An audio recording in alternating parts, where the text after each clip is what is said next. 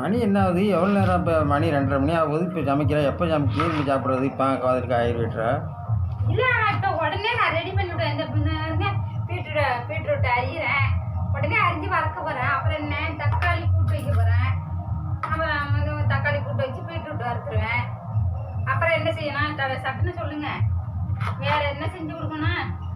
முட்டை இருந்தால் 2 ஆம்லெட் போட்டு. மணி என்ன ஆகுது? இப்போ மத்தியான சாப்பாடு 2 மணிக்கெல்லாம் சாப்பிட்றணும். பார்த்துட்டு இப்போ செதுக்குறேங்கிற நானும் பார்த்துக்கிறேன். என்னம்மா, நானும் ஒரு வேலையை செஞ்சுட்டு வரேன். துணிமணி துவைச்சு போட்டேன், ஆட்டு இடம் கூட்டினேன், ஆட்டு தடை பிடிச்சாந்து போட்டேன், பாத்திரம்லாம் அலசி அள்ளி காய போட்டுட்டு ஒன்று ஒன்றா செஞ்சுட்டு வர்றேன். நான் தோட்டத்துக்கு வேற தண்ணியாக இருக்க வேண்டியா இருக்கு. நான் ஒன்று ஒன்றா தானே செஞ்சுட்டு வரணும். இதில் வேற உங்களை வேற குளிப்பாட்டிடணும். ஷானுக்கு காலையில் ஜோறு போட்டியா இல்லையா? சாப்பாடு அது ரத்தம் போட்டுறதுக்கு நான் வந்து பிஸ்கட்லாம் போட்டுட்டேன், நிறையா போட்டேன். சாணிக்கெல்லாம் நிறையா பிஸ்கட் போட்டேன். அப்புறம் வந்து சாணி வந்து நல்லா சாப்பிட்டுட்டு போய் நல்லா படுத்து கிடக்கு. அதுக்கு என்ன கவலை? அது நல்லா படுத்து கிடக்கு. நான் பீட்ரூட் சட்னா அரிஞ்சு கடன்னு இப்போ நான் வறுத்துக்குவேன். தக்காளி கூட்டு அவ்வளோ சாதம் தான் இருக்கு. சாதம் அடிச்சு வச்சுட்டேன். இது மட்டும் தானே, சாப்பிட்டுன்னு வச்சுட்டு வந்துடுவேன். இப்போ உங்களுக்கு என்ன, இன்னும் ஒரு 15 நிமிடத்தில் உங்களுக்கு சாப்பாடு தந்துடுவேன். அவ்வளோ இந்த இருங்க, இங்கதான் ஆக்கிட்டேனே. ஆம்லெட்டுக்கு இந்த வெங்காயம் கொண்டாந்து வச்சுருக்கேன். பச்சை மிளகா 2 வெட்ட வேண்டியது, 2 வெங்காயம். அப்புறம் என்ன இருக்குது? சோம்பு கொஞ்சோண்டு தட்டி போட்டுக்க வேண்டியதான்,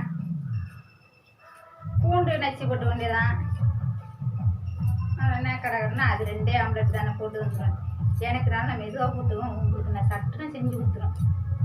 ஏன்னா நீங்கள் மாத்திரை சாப்பிட்ற பார்த்தில்ல, ஆனால் சட்டுன்னு செஞ்சுருவேன். செஞ்சு கொடுத்துட்டு தான் மற்ற வேலையெல்லாம் கயாவுது.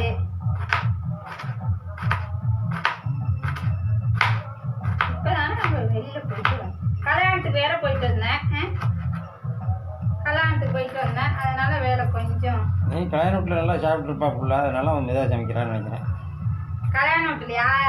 நல்ல சாப்பாடு மாமா. நீங்கள் சாப்பிட முடியலன்னா அப்புறம் நான் சாப்பிடாம வருவேனா? நான் சாப்பிட்டுட்டு தான் வந்தேன்.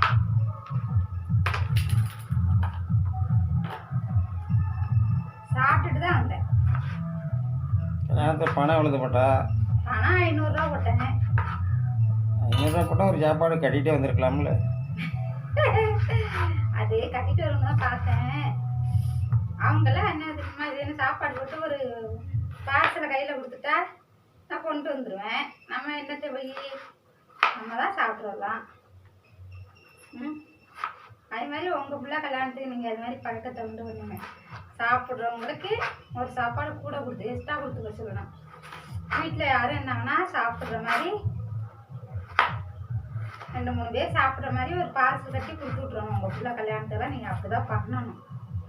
என்ன அது மாதிரி பண்ணிங்கன்னா அப்புறம் எங்கே விட்டாலும் அதே மாதிரி பழக்கமாகிடும்.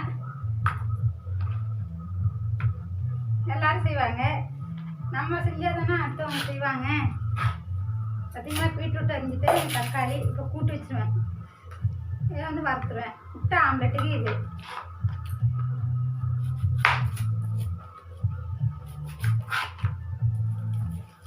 என்ன பெரிய நாளி சமையல். வெறும் அடுப்புனா கொஞ்சம் ஊதிக்கிட்டு கிடக்கணும், கொஞ்சம் கஷ்டம். இது கேஸ் அடுப்பில் தானே. கேரட் இருக்கா இல்லையா? கேரட் அது முடிஞ்சதா? முள்ளங்க பீட்ரூட்லாம் இருந்து கேரட் இருக்கு. ஏன் பீட்ரூட் மட்டும் வறக்கணும்னு பார்த்தேன். கேரட் வந்து எல்லாருமே வந்து பச்சையாக திங்கலாம். அது பச்சையாவோட எடுத்துட்டீங்களாமா? அது வந்து வயிற்று புண்ணுக்கு தேவலாம். என்ன சாப்பாடப்ப ஒரு கேரட் எடுத்து சாப்பாட்டோட வைக்கிறேன். பச்சையாக தின்னுங்க, நல்லாயிருக்கும். நானும் வயிற்று புண்ணுக்கெலாம் அப்படி தான் சாப்பிட்றேன்.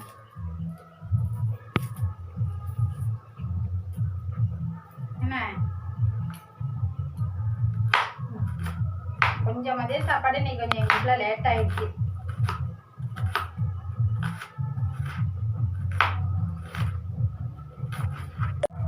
இதெல்லாம் அலசி உண்டி வச்சுட்டு வெங்காயம் அரிஞ்சிட்டேன்.